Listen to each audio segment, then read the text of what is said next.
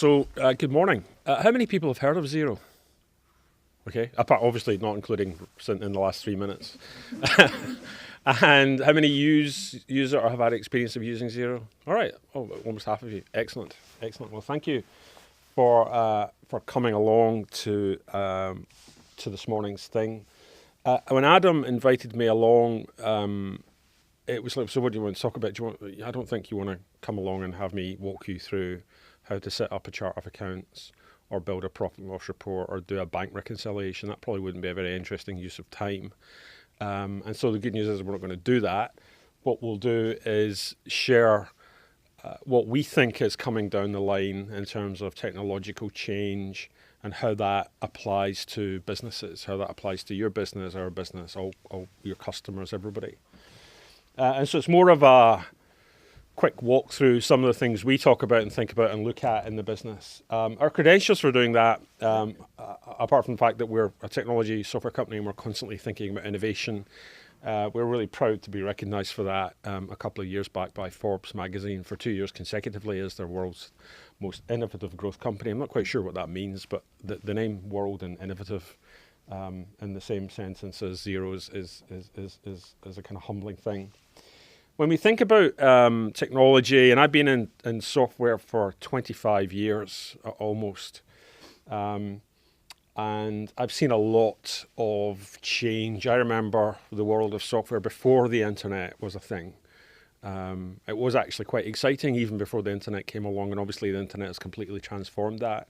And all of the change that we've seen and innovation that we've seen online shopping, retail, commerce, communications, social messaging, everything has just been completely transformed in the last 20 years. But when it comes down to a specific market segment or category of innovation or product, and this applies as much to your industries, I'm presuming, as it does to ours, is that when you have a large incumbent or a kind of prevalent way of doing things and another way comes along, and it's usually you think of technology startups going into the hotel industry or things like Airbnb or Netflix, ironically in a cinema, what's that doing for kind of our viewing habits? And it comes down to this beautifully encapsulated statement that a guy called Alex Rampol from Andreessen Horowitz, who are a US-based venture capital fund, said it's basically down to can the prevalent way of doing things, can the incumbent big business or market shareholder learn how to innovate, because innovation gets harder the longer you run and the bigger you become, faster than the new startup can get distribution. So you should have a perfect balance of lots of incumbency and distribution and brand awareness and generally not much innovation and nothing but innovation coming in a new way of doing things, but nobody's heard of them. And they have no customers and they don't have much by way of operations. And you then have this bake-off that who's going to get equity in both of those first. So I just love that because it really encapsulates so much of what we see, and it might be a guide for what happens in the next 10 years of change as we go down the line. And the pace of change is also increasing in frequency. I mean, change used to be measured in centuries. I mean, you think of agricultural revolutions and industrial revolutions, change took a very long time to form, to bed in, and then to be dislodged by something else. And in the last 50 years, I think it's fair to say that we've seen that accelerate, that pace of change, that rate of change. And in the last 10 years, 10 or 20 years, it's just really exponentially growing. How many people have, hands up if you have an iPhone or an Android smartphone device? Pretty much all of you. Anyone with a BlackBerry still? One? Both? Nokia? No. So there's usually one person that either has Nokia or BlackBerry. 10 years ago, it would have been the completely other way around. So 10 years ago, the iPhone actually hadn't. It had been announced, but it hadn't been available. I think it was like June 2007. Google were just getting their Android devices going. And I was using a Nokia smartphone, phone, whatever you call it, 10 years ago, and I'd had a BlackBerry. And just in 10 years, we've seen a complete hollowing out of that massive prevalence of market share. And we think that if IT revolutions and technology revolutions and new ideas now appear in the space of a decade, and not only do they appear, but they completely flip over a market in the space of a decade, then that frequency is just, we think, not going to go away in terms of how aggressive it's coming. And then if the pace of change is accelerating, the depth of that change is also broadening in its influence. And I remember being really excited in the 1980s about this concept of a personal computer. I mean, give somebody a PC and a printer and a payroll application or an accounts application or a word processor or even just a spreadsheet, and you would transform the productivity of that person, fundamentally transform their productivity. And that in itself was hugely a huge improvement on what came before. And then we thought, well, how about, instead of just giving people PCs, why don't we network them together? And you then saw that productivity improvement spreading across a team, people sharing printer resources, people sharing file server space, beginning to send things around. We then progressed, again, it's a pretty linear and logical progression into the whole organization. It's no longer good enough that just the accounts team or the admin staff have PCs. Why can't we give it to the sales team as well? Why can't we give it to other parts of the business? And so that technology permeated the whole organization. So it went from one person to groups of people or teams to whole organizations, and then to entire industries in the last decade, where you see businesses like Uber, Airbnb, Netflix, all those same kind of hackneyed names that people kind of trot out at conferences like this, as examples of how industries are being completely transformed. And we now see the impact of the fact that some of us, if not all of us, are on Facebook or know somebody on Facebook, or we're on other social media platforms. And the social impact of that we've seen borne out in the Brexit vote last year, and the amount of coverage and debate and kind of how much profile that achieved. The elections in the US, everybody has an opinion on everything now. And we see technology providing that kind of voice to whole societies.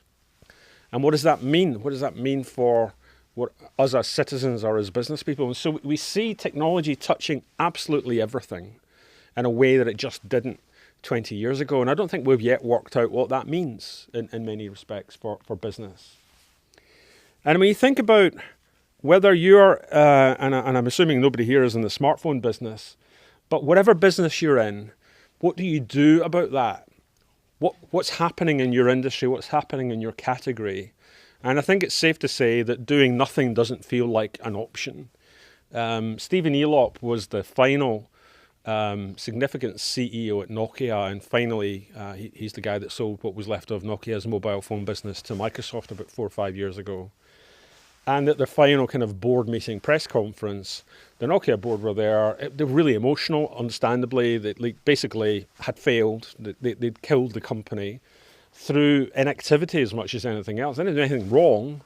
They just didn't innovate fast enough. They didn't see the change coming down the line fast enough. They didn't react quickly enough, and ultimately paid the price for that. And so I don't think that you all have to go back and completely rewrite your business plans and come up with an entirely new strategy for your businesses or your people or your systems, but at least think about, well, what's happening, and are those forces of change and disruption going to wash over you and impact you, or do you actually harness them? Do you grab hold of them and actually gain some advantage? And it's very hard for me to be specific because I have no idea which industries you're in, but it's fair to say that there's enough evidence that every industry is being touched in some way, and if not your business directly, then your customers' businesses, your suppliers' businesses, with disruption and technological change.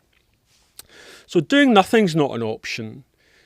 Waiting and seeing, is that an option? It used to be the case, and there's a classic bit of like marketing academia that goes way back to, I think, the 60s, where you looked at the adoption of like things like the telephone or the refrigerator or the colour TV, and there's a kind of bell curve pattern to adoption. There's always a small number of people that get in there early when they're really expensive and not very good.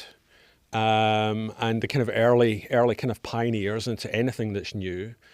And then once they've ironed out all the bugs and refined it and the costs have come down, then the majority of us then go, well, actually, we'll get one as well. And then there's always the laggards. There's always the people that put it off and put it in, like, we'll be the last people to get anything new. And it follows that kind of traditional bell curve, or so academics would argue. And that works in the context of consumer technology. I think that works for colour TVs. I think that works for, 10 years ago, 12 years ago, I think we bought our first flat screen LCD TV in our house. And it cost us a fortune. It was only like a 40-inch. It had one HDMI port on it. It didn't have it didn't have like digital Freeview or anything. It was like the earliest of the early flat screen TVs. Cost me a load of money, but I got it early and paid the price for that. Now you can pick them up in Tesco's for like 199 quid. And now in the last 10 years, we've all probably got an LCD TV in our houses. And so eventually we all get there. Some of us pay a lot more money and get in early, and I get the benefit of having it before everybody else. But eventually everybody has one. When it applies to business technology, because of the depth of penetration we see in business technology, it's not just like, well, do we have a colour TV or not, or a flat screen LCD TV or not? Because of the network effect, because of the multiplier that productivity changes that technology can bring right throughout a business, waiting and seeing, we increasingly believe, is no longer an option either. And this, if you move early into either a new tool or new technology for your business, or you change your business processes, you gain an advantage ahead of your competitors, ahead of your peers, and that advantage is a permanent one. It's not just until they catch up. And so actually our view is actually the early adopters are now the ones that are eating the late in any market. And the people that move, the first mover advantage is now a permanent advantage. It's no longer just a timing thing. And if you think about other industries that have failed to respond and are perhaps only now responding, having left it a little late, then you think about the personal transportation marketplace. Up until I think October, if you tried to pay by credit card in a black cab in London, you'd get huffed and puffed at by the cabbie. It was just really hard to do that. They didn't have credit card terminals in there. On occasion when I've absolutely had no cash and forgot I had no cash and I've only had a credit card, they'll bring out their little credit card roller and they'll be really annoyed about it because you're wasting their time and you're having to like write out a credit card ticket and everything. It's just a nightmare. And the taxi industry has been completely disrupted in the last 3 or 4 years by Uber, because Uber comes in and just makes that problem go away and force the taxi companies, at least in London, to then, well, okay, we have to be a bit more convenient and a bit easier to use because they run the risk of being overrun by Uber. And they could have done something about that. I mean, if you think about one of the biggest taxi companies in London is Addison Lee. They had lots and lots of resources, private hire company. They could have built their own Uber app for distributing kind of Addison Lee cars all around London. Had a great experience. Could have seen Uber coming. Uber launched in London in 2012, so Uber's like here 5 years now. And they didn't. And I don't think it's too late for the taxis, actually. I think I love the fact that if anything, Uber's legacy is that taxis now have credit card terminals in them in London. And that's great, because who carries around cash anymore? But one of the takeaways, whether it's this example or any other example, is try and find that disruption before it finds you. So don't leave it too late. Be looking, don't be paranoid, don't like, oh my God, we're about to be overrun. You just have that kind of, where's it going, what's happening in our industry, what are the opportunities? Because there will be change and it might not be easy to see it coming. And then the final thing is that change is frankly unstoppable. We can't stop the pace of change, the rate of change that we now see across all of our industries, across all of society. It's just inevitable. We've been on this journey for a very long time and we'll continue on this journey. It's just getting to the point now where it's getting really interesting, where we have, in technological terms, we have the convergence of a maturing experience on mobile. We now all have effectively supercomputers in our pockets. the capacity, the capability of a typical smartphone today far outstrips the most expensive, most interesting computer you could have bought 10 or 15 years ago, and it's in your pocket. So we have this convergence and development of really mature utility in your pocket. You've got getting on for pretty much ubiquitous data wherever you go, whether that's public Wi-Fi or 4G on that phone. You've got effectively infinite capacity in the cloud. And as well as being able to store things in the cloud, you can store your programs and your software and your business systems in the cloud. And what we're now seeing is all of these discrete threads. So you used to have a mobile phone industry and a software industry and a storage industry, and they're all discrete categories of technology, are now all converging and coming together and enabling us to build a whole new way of thinking about technology that we couldn't even have conceived of 10 or 15 years ago. And we kind of had to wait till now to do that. And so it's almost like, as much as I am excited about the world of technology and always have been, the last 20 years kind of feel a bit like a warm-up act, while we ironed out all the bugs and built all the systems and got all the things refined and polished. And now we have that, what are we going to build with it? And so I think the next 10 years we'll see significantly more change and new ways of thinking and working, servicing your customers, running your businesses, making decisions. It won't just be like a deluxe version of the PC era. It will be a profoundly different version. It's very hard to predict in what ways it will be different. We think we see things like automation, a little bit of artificial intelligence, machine learning definitely coming in to everyday usage over the next 10 years, and what that then might afford, whether that's you talking to your Amazon Echo device in your kitchen about what the weather forecast is or what your next meeting is. I think we'll see a lot more development in technological terms. And so the changes are unstoppable. We have gone through that warm-up act. As amazing as that was, it's nothing on what we're going to see in the next 20 years. And this is from somebody who's been in the industry for so long. I've never been more excited about technology and where it's going than I am today. It's radical. We've gone through that. Who remembers the internet in the late 90s? And you would go to, when Amazon was just for books. You remember that? Can you imagine talking to like a teenager now and saying, well, actually, Amazon only sold books at one point. I'm like, really? Books? Actually, like paper books, and they would post it. And Amazon is now pretty much everything you can buy. And interestingly, Google are really challenged by Amazon. So Amazon have appeared in that internet era, have kind of built and transformed their business through the cloud era, and are now into the kind of automation era where you can stick a little dash button on your washing machine, and anytime you're running low on detergent or washing powder or washing liquid, you press the button, which is Wi-Fi connected to your house. It's connected to your Amazon account, and you've told Amazon, anytime I press that button, Amazon Prime deliver me more washing detergent. Could be same day, could be tomorrow. Because the kind of things that you forget about doing. And so you can buy this, they're like $4.99, this little button, you stick it on your washing machine, whatever. It could be razor blades, it could be any kind of repeat kind of grocery purchase that you need supplies of.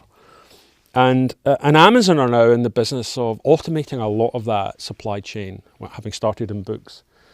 They're talking about delivery by drones, which is a bit weird, but maybe one day. And again, this idea of sensors, whether that's a sensor that we're running low on washing powder, press a button, and literally 4 o'clock that day, ding dong, somebody shows up with more washing powder and you haven't left the house. And it's the implications of connecting our lives up and our businesses up in that way that will form much of what the kind of new disruptions that come down the line. And that's a very trivial one in a consumer context. But connecting businesses, connecting processes, beginning to instrument your business, your workflows, your people, your systems, in a way that you've never been able to do before, will be the hallmark of the next wave of automation that we see. Whether that's talking to your phone and asking it a question, whether that's having rules set up that kind of do things on an automated basis. This slide hasn't worked out particularly well, but so if we're moving into this world of intelligent automation, we as people inside that are increasingly more mobile and liquid. When are you working? When are you not working? I remember going to the office at 9 o'clock in the morning. You would effectively check out of your personal life. You would check into your business life. you would kind of, at 12:30, 1 o'clock, you would kind of briefly step back into the real world, go and get yourself a sandwich, go for a walk, go to the bank and pay a couple of bills, or whatever you had to do. Then you go back to the office for another 3 or 4 hours, and then you go home. And when you were home, you couldn't do any work at all. And it was very binary. You were at the office and working, or you were at home and not working. And now we live in this world where if you've got a phone in your pocket, and somebody pings you on Facebook, or you get an email at 10 o'clock at night, we just live in that really kind of vague, fluid kind of world now. We're increasingly seeing platform economies emerge, whether that's the likes of Amazon, whether that's the likes of XERO, where we have an accounting application that you then connect additional service and value to effortlessly compared with the way it used to be. Some of the disruption is predictable, some of it's not. And then there's the whole issue of trust and how do you know? I mean, we've been forever trained that if you get an email promising, some of them are really easy to spot, and it's like some kind of Nigerian crown prince has got $5 million and wants you to kind of hang on to it for a while, so please send me your bank account details. There's still a few of them, but we've trained ourselves into not trusting them and not sending our bank account information to them. But some of them are becoming very, very hard to work out whether they're true or not. So phishing is where you get this email that's phishing with a PH, not an F. I'm explaining to you what phishing is. That's the computer version of phishing. So you get an email that purports to be from a bank. You're going to hear about cybersecurity shortly, or from PayPal, or from eBay, or from some online service provider that you say, we're just doing a check. Can you please update your details? And it's got the logo on it, and it looks legitimate, but actually it isn't. It's some nefarious website, and actually they're just tricking you into typing in your login, and they're capturing your account, login, and your password, and then they go and open up your account, take over it, and take all your money away. And again, so your kind of mail spam filters are a bit good at kind of catching these days, but phishing is getting even more sophisticated, and it makes trust and digital trust even more complex, where the hackers are getting really sophisticated and will actually look at the kind of the organizational tree of a business and identify, well, this person's the CEO, and they work out what his email address is and actually make it seem like the CEO or the managing director of a business has sent an email to another person in the company inviting them to do something. That's called spear phishing or whale phishing. I can't believe they come up with these ridiculous names, but apparently that's what it is. You're going to hear about that shortly. But trust is increasingly complex as we're going online more. That's what the cloud, I mean, we were a cloud software company, which means XERO lives in the cloud. The cloud isn't actually a cloud, it's just really rather mundane. Kind of like a big B&Q warehouse full of computers, frankly. And that's Facebook. It's a Facebook, European, Scandinavia, I think it's in Norway, actually, that one. That's what Facebook looks like. Massively air-cooled, lots and lots of computers and disks and storage chirping away, making the world of Facebook go round. And increasingly, whilst we might have a PC or a laptop or a tablet or a phone in our pockets as our principal device that we use, most of the software systems and data actually now resides not on your systems, but on systems like that. And the cloud brings a different kind of economics to the way that you think about whether it's us building a software company or using or deploying technology. A tiny bit of science. There's a guy called Bob Metcalfe who was in the telecommunications industry. And Bob Metcalfe came up with this thing called Metcalfe's Law, which sounds really complicated, but it isn't when you see it in a minute. And so the value of a network is proportionate to the square number of the connected users of the system. This sounds really, really, really complicated. It isn't. If you can imagine you're the first person in the world with a fax machine, then the value of that device is zero because there's nobody to send or receive a fax from. But the minute another person has a fax machine, then all of a sudden it's useful. The minute 5 people have a fax machine, they can all send an email or a fax to each other, and so on and so forth. So the value or the utility of the network, whether that's faxes or telephones or mobile phones or now software networks, is proportionate to the number of people on that network. So the more people on Facebook, the more people on XERO, the more benefit that accrues to everybody. I was in an Uber in London a couple of weeks ago, and I always like interviewing Uber drivers because they're quite controversial, Uber as a company, not everybody's cup of tea. And I'm always just fascinated on what it's like to be in that network. And so I kind of interrogate these guys in the back of the Uber saying, what's it like? Are you busy? Are you making enough money? And they're effectively nodes on that network. So Uber drivers are a little dot on the Uber network in London. And I think there's now about 100,000 Uber drivers in London. I think there are more Uber drivers than there are black cab drivers now. And the Uber guys are kind of complaining, oh, they keep hiring people. And they're worried that if Uber keeps hiring more Uber drivers, and there's, like, say, 200,000 drivers in a year or two, then they'll all have half the amount of work to do, because there's only so much latent requirement for Uber. But actually, Metcalfe's law, or otherwise known here as Uber math, says that the more Uber drivers there are, the more people will use Uber. The more convenient and accessible Uber is, the more we'll use it, the more utility, the more value we get. So the Uber drivers will still earn the same amount of money, because they'll only be doing how many journeys a day, but more of us will be using Uber. If we only have to wait for 20 seconds, the minute we step out of a building in London for an Uber to show up, we're going to use Uber a lot more. And the way to do that is to build the value of that network. And so we see principles that apply to fax machines and telephones now applying to businesses, now applying to transportation.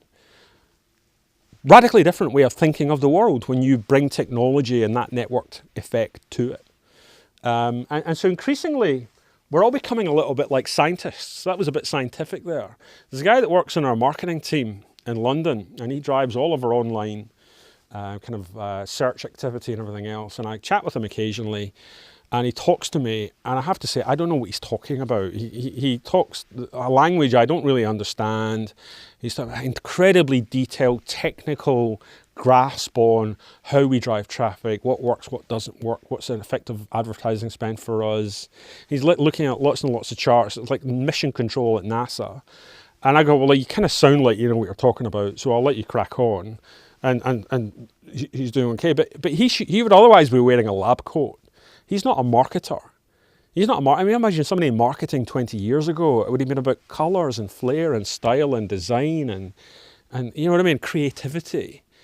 Increasingly, we're seeing elements of just things like marketing becoming very scientific. And if that's happening in something as organic or unscientific as marketing has traditionally been, then that's a clue that more and more business processes and things that we do that we take for granted today that are mundane are becoming more scientific. Business is becoming more scientific the more computer science we bring to it. And I said earlier that I've never been more excited, so I'm generally more excited than most people in the room and have been for the last 25 years. But I have to say that I am like off the charts excited now about what the next 10 years, actually excited and slightly daunted by it, because I'd love to know what the answers are to some of these questions, and I don't.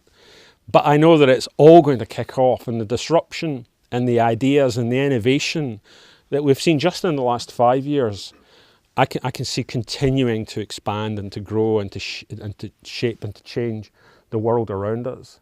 Whether that's kind of getting an update on your smartphone, the idea of doing your bookkeeping or accounting by exception. It's no longer a case of I sit down, I go in and I do stuff, I type stuff in, I work on a computer to then work out what's happening in my business. A lot of that's going to be automated in the next 10 years.